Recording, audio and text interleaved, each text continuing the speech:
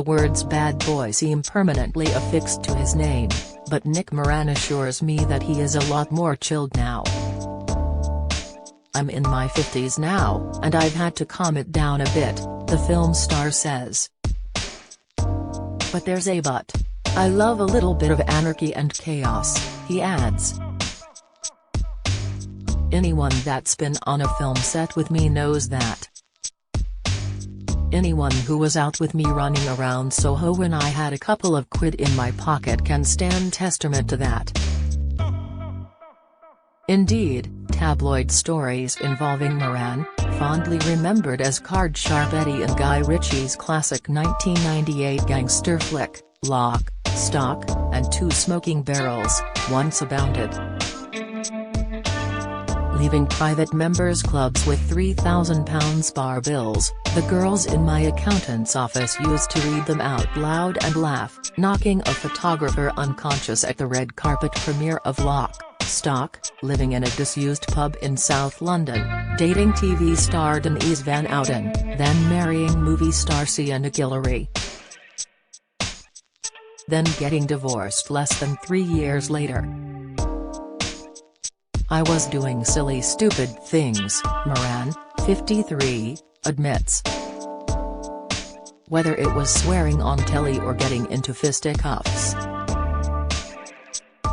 "I was all over the tabloids and my life destroyed and relationships ruined, and it was really difficult and really unpleasant.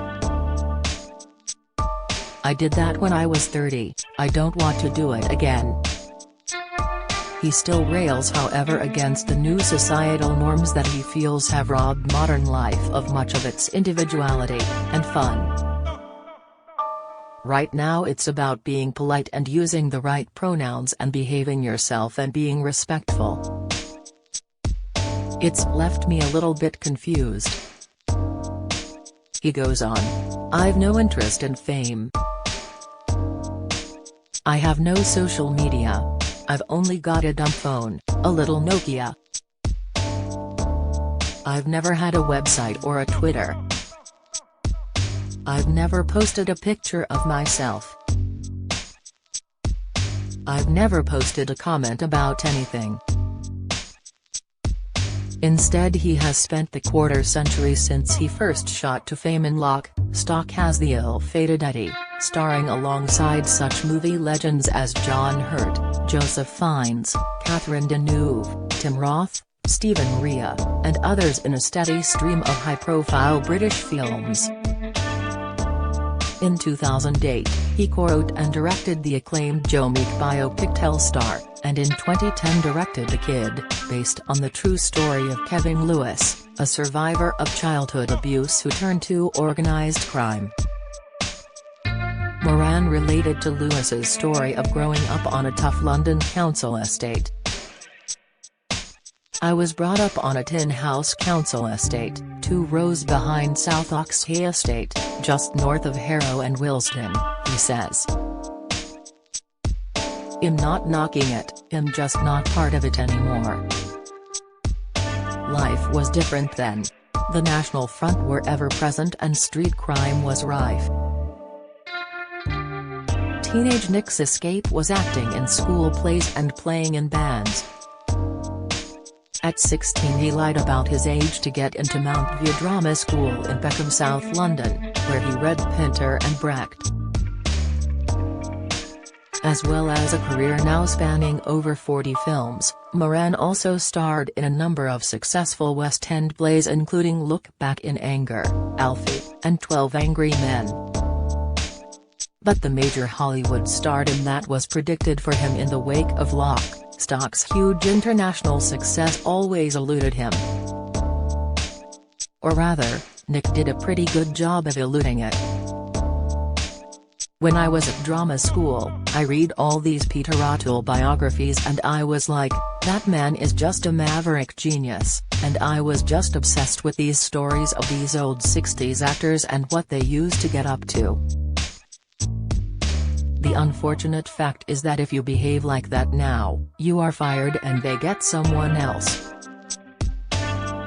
Or what happened with me is if you try and behave like that, they'll go, we won't give him a job next time. I got confused, I think, by idolizing these hellraisers and thinking that's what it's about when really it isn't. I got a bit lost in that. You can't be a hellraiser anymore. There's no room for it. There was more to his lack of Hollywood headway than just bad behavior though, he says. In the wake of Lock, Stock's American success, Nick Moran was hot property. I was in LA, and they made a fuss about me. I was a guest on Jay Leno and I met all of these guys, but I just kept making massive CC cups. I met Brian De Palma for his movie, Hollow Man. He said, "How's your American accent?" Brian De Palma's like a bear, this huge, imposing figure. I did this little Al Pacino impersonation and he stared at me like he was going to tear my head off. I thought, oh crap. You made Scarface and Carlito's Way and I'm taking the piss out of your leading man for two of your greatest movies. There was a similarly disastrous encounter with director Paul Verhoeven, whose most recent film, Starship Troopers, had been roasted by the critics. I shouldn't tell you this, but I asked, when you did Starship Troopers, did you employ really bad actors and just get them to do this stuff, or did you get really good actors and tell them to act badly? Because it has that B-movie feel, and he just glared at me. Another director he shot himself in the foot with was Martin Scorsese, who Nick met to discuss a leading part in Gangs of New York, the acclaimed 2002 movie for which fellow Brit actor Daniel Day-Lewis won the Oscar for Best Actor.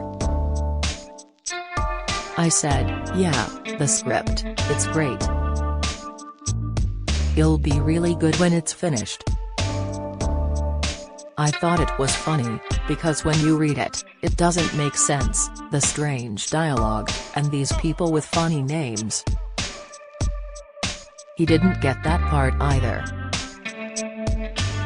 The Hollywood starring role Nick did finally land was in The Musketeer, the 2001 action-adventure movie based on Alexandre Dumas' classic novel, The Three Musketeers, in which Nick played the womanizing Aramis. It had the #1 opening weekend. That was September the 9th, then on September the 11th, he shrugs. It's like a pub quiz question. What was the #1 movie in America the weekend of the 9/11 attacks? The answer, The Musketeer. Moran's biggest one that got away however was Peter Jackson's epic Lord of the Rings trilogy. They were desperate for me to do that, but at the time, it was going to be 3 or 4 years in New Zealand. Jokingly, I said to Peter Jackson, "There's only so much lamb I can eat." That was really bad. He shakes his head. I had this brilliant manager who was just pulling his hair out going, "Nick, Christ, no." He started going to interviews with me, and just sitting there, like I was being babysat. If I was there now, it'd be far more reverential, less cocky, less full of myself. I brought all of the swagger and aplomb of being the #1 movie in the UK and that Britpop swagger to America where they just don't get it. They don't like you being rude. They don't like you being cocky. They don't like assholes, and I was one. Simple as that. Better luck finally came Nick's way when he landed the role of evil child snatcher Scabier in the 2-part Harry Potter and the Deathly Hallows. If you take it seriously, it doesn't stand up. If you take it for the fun and games that it's intended to be, it's great. Nick's latest role is as a former SAS commando dragged out of retirement to avenge the murder of an old friend in British thriller Renegade. also starring a cast of veteran former TV and movie stars including Lee Majors, Ian Ogilvy, Patsy Kensit, and Stephanie Beacham. Nick cheerfully compares it to the movies of Roger Corman. "It's meant for that Roger Corman low-budget but fun cult market," he smiles. He took the role, he says, because I wanted to be in a film with Lee Majors, the $6 million man. I don't care about anything else, the plot, script, whatever. Then I met Lee and he was amazing. Has 6'1", 81 years old. You still wouldn't mug him. He laughs and then saunters off, the anarchy and chaos trailing behind him. Renegade is on general release now, and comes out on digital and DVD on 13 February.